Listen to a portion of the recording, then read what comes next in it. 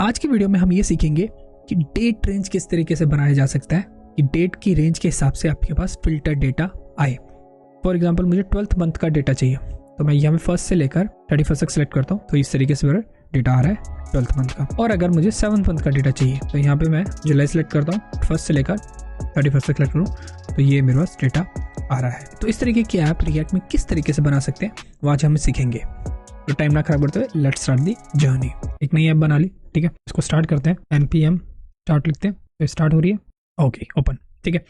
अब इस ऐप में दो चीज़ें जो इंपॉर्टेंट है, एक आपकी डेट जिसमें आपका सिलेक्ट हो सके डेट, दूसरा आपका डेटा। तो सबसे पहले अपन डेटा लाते हैं। अब डेटा के लिए बेसिकली अपन एपीआई यूज करेंगे, तो हम मॉक एपीआई यूज करेंगे कि बनी बनाई एपीआई जिसमें हमें डेटा अवेलेबल हो सके हमारे हिसाब से। तो उसके लिए एक अच्छी सी वेबसाइट है, वो है आपकी, तो उसके लिए हम mockAPI.io पे जा सकते हैं और यहाँ पे आप रजिस्ट्रेशन कीजिए, तो आपके कुछ इस तरीके का डैशबोर्ड आ जाएगा, ठीक है। तो यहाँ पे प्रोजेक्ट है, इस प्रोजेक्ट का नाम लिखते हैं, जैसे मैं लिखता हूँ ई-कॉमर्स, दैट्स इट। तो प्रोजेक्ट का नाम है। अब इसके अंदर मुझे रिसोर्स बनाना है, ये एंड पॉइंट बना दिया इसने। अब यहाँ पे मुझे रिसोर्स बनाना है, ठीक है। तो रिसोर्स बनाने का मतलब होता है किस तरीके का डेटा चाहिए। तो इसका सबसे पहले नाम रखेंगे अपन प्रोडक्ट्स, ठीक है। रिसोर्स का नाम प्रोडक्ट, आईडी चाहिए, क्रेडिट डेट चाहिए, नेम चाहिए, एवटार नहीं चाहिए मुझे, ठीक है। तो डेट में मुझे पास्ट डेट चाहिए, ठीक है। और नेम में मुझे ये फुल नेम दे रहा है, बट मैं कॉमर्स का कुछ डेट नेम चाहता हूँ, ठीक है।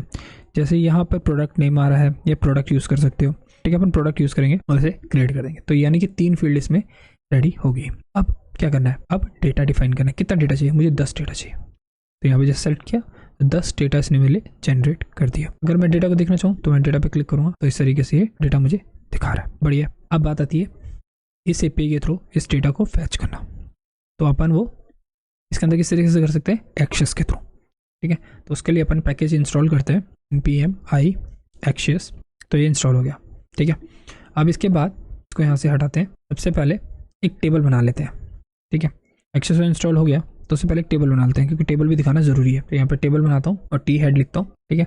टी हेड में अपना टी आर और टी आर में अपना टी एच, ठीक है। तो क्या क्या डेटा आ रहा था? एक आईडी आ रहा था, एक नेम आ रहा था, तो प्रोडक्ट लिख देते हैं, और एक आ रहा था डेट, यानी क्रेडिट डेट का, ठीक है। के बाद यहाँ पे टी बॉडी में अभी फिलहाल मैं हार्ड कोड कर देते, ठीक है। यहाँ पे TD1 कार और डेट लिख देते हैं अपन 12/12/2020, ठीक है। अब इसको देखेंगे तो इस तरीके से ये मेरा डेटा आ रहा है, बढ़िया। अब मुझे उस एपीआई को कॉल कराना है, उसके डेटा को स्टोर कराना है और उस डेटा को यहाँ पे शो कराना है। तो उसके लिए अपन एक्सेस यूज करेंगे। तो सबसे पहले अपन यूज इफेक्ट यूज करेंगे, क्योंकि यूज इफेक्ट में वो डेटा चाहिए मुझे, और यहाँ पे वो वन टाइम कॉल होना चाहिए, यानी डिपेंडेंसी एम्प्टी छोड़ेंगे। तो यहाँ पे क्या करेंगे अपन, लिखेंगे एक्सेस गेट, जो एपीआई है वो गेट की है, ठीक है। तो सबसे पहले उसका एंड पॉइंट देखेंगे, तो ये इसका एंड पॉइंट है, ठीक है। और यहाँ पे एंड पॉइंट डाला और यहाँ पे लिखेंगे प्रोडक्ट्स, जो हमने रिसोर्स का नाम लिखा था प्रोडक्ट्स, ठीक है। देन पार्ट, इसके अंदर आपका रिस्पॉन्स आएगा, ओके। और इस रिस्पॉन्स को मैं लॉक करके देखता हूँ तो क्या आउटपुट आता है वो देख लेते हैं। तो इसके अंदर डेटा, ठीक है। और अगर मैं अब यहाँ पे जाता हूँ और अपन कंसोल में जाते हैं, तो ये एरे आ रहा है, इस एरे में आपके पास 10 डेटा आ रहा है, क्रेडिटेड, नेम और आईडी, बढ़िया। अब इसको यहाँ पे दिखाना है।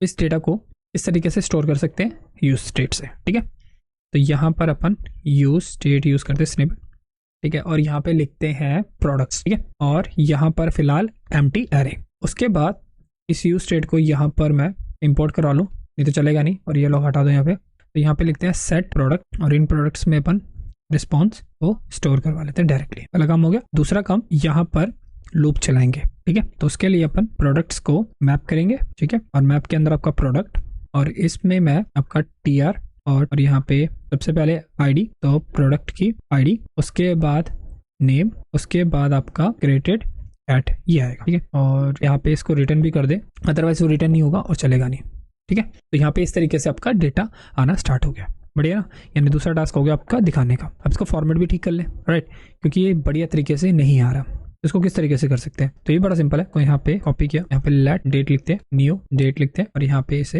एज अ पेस्ट कर दें, और इस डेट को यहाँ पर मैं लिखता हूँ और लिख देता हूँ टू लोकल डेट स्ट्रिंग, और कॉल करा देते हैं। तो आपके पास इस तरीके से डेटा आना स्टार्ट हो जाएगी, बढ़िया। यानी कि आपके पास डेटा दिखना स्टार्ट हो गया। तो ये आपका जो बड़ा टास्क डेटा दिखाने का वो हो गया डन। अब आते हैं डेट को सिलेक्ट करने वाला काम, यानी जहाँ पे डेट सेलेक्ट कर सके, रेंज सेलेक्ट कर सके और उस रेंज के हिसाब से वो डेटा आपको दिखे। तो उसके लिए एक पैकेज है, ओके, जो वो पैकेज जो इंस्टॉल करना है उसे बोलते हैं अपन रिएक्ट डेट रेंज। तो ये पैकेज इंस्टॉल करना है। अब इस पैकेज को इंस्टॉल करने के लिए सीधा सा ये कमांड कॉपी करते हैं और यहाँ पर से लिखते हैं, तो ये इंस्टॉल करेगा। तो ये इंस्टॉल हो चुका है, ठीक है। अब इसको किस तरीके से यूज़ कर सकते हैं वो देखते हैं। तो इसके लिए बड़ा सिंपल सा है, अपन को यहाँ पे गिटअप पे चलते हैं। तो गिटअप पे कुछ ऑप्शन दिखा रहा होगा। तो सबसे पहले अपन ये स्टाइलिंग कॉपी कर लेते हैं, नहीं तो इसके बिना चलेगा नहीं। तो स्टाइलिंग को मैंने यहाँ पे लिख दिया, तो अभी स्टाइलिंग का आ गया, ठीक है। देन ये कह रहा है कैलेंडर यूज़ करना है अपने, ठीक है। रेंज यूज़ करनी है, तो ये यूज़ कीजिए।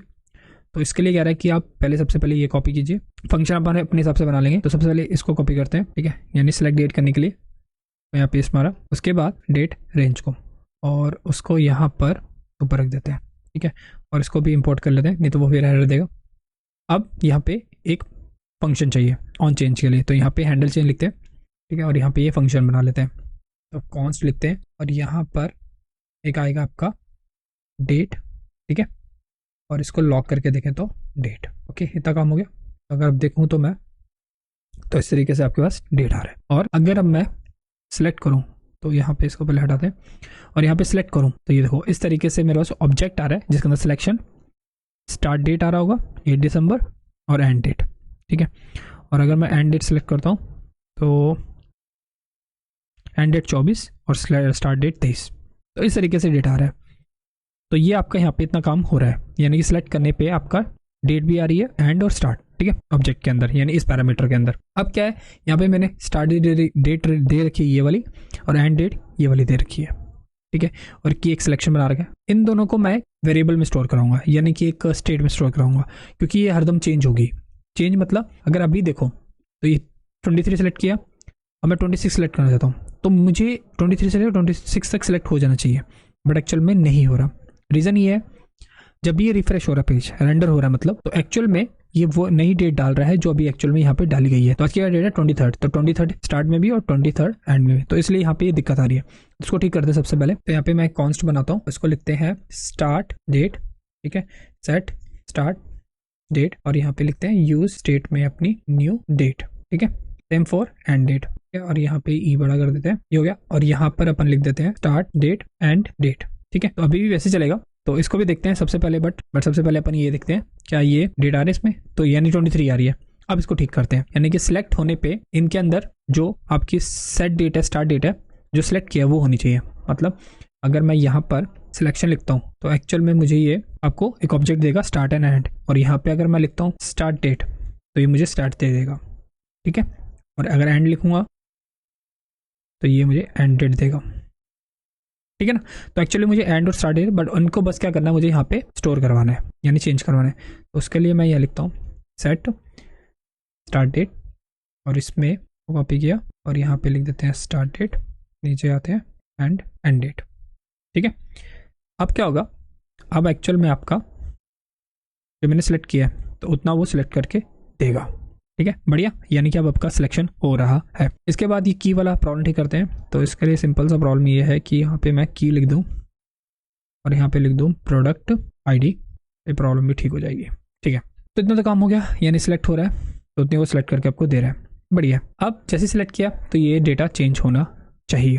अब उसके लिए सिंपल सा है, यहाँ पे मुझे कंडीशन लगानी होगी, इन दोनों के बीच में अगर वो डेट आ रही है प्रोडक्ट की तो वही डेटा मुझे फैच करके दे, अदर कोई डेटा फैच करके ना दे। सिंपल सा ये लॉजिक है, ठीक है। बट प्रॉब्लम क्या होती है, जब मैं प्रोडक्ट के अंदर फिल्टर आउट करूँगा, ठीक है, यानी कि इस पूरे डेटा पे फिल्टर आउट करके नया डेटा इसके अंदर दोबारा स्टोर कराऊंगा, यही लॉजिक है। बट अब मैं चाहता हूँ कि पुराना डेटा कहाँ जाएगा, उसके लिए फिर से मुझे एपीआई कॉल करनी पड़ेगी। छोटे डेटा के लिए एपीआई ठीक है, बट बड़ा डेटा हो, यानी कि 100 डेटा हो, तो 100 डेटा को बार बार कॉल तो नहीं करा सकते। तो उसको ऑलरेडी मैं अपने में, यानी कि एक ऑलरेडी स्टोर करके रखूंगा अपने वेरिएबल में, यानी पुराना डेटा को, जो नया ऑलरेडी जो 10 डेटा है। मतलब मैं एक यहाँ पे एक और बनाऊंगा जिसको लिख देते हैं ऑल प्रोडक्ट्स, ठीक है। तो ये फिलहाल अभी एम्प्टी होगा, ठीक है। और जैसे ही इसमें सेट करेंगे उसी टाइम पे ये भी आपका सेट हो जाना चाहिए। अब एक्चुअल में होगा क्या, इसमें फिल्टर करेंगे, इसमें स्टोर कराएंगे, ये हरदम वही डेटा रहेगा जो आपके एपीआई में कॉल कराया गया था, चेंज हरदम इसमें होगा। अब इसके लिए क्या करना होगा, हमें ऑल प्रोडक्ट्स को फिल्टर आउट करना है और इसमें स्टोर करवाना है, ठीक है, बट कंडीशन के साथ।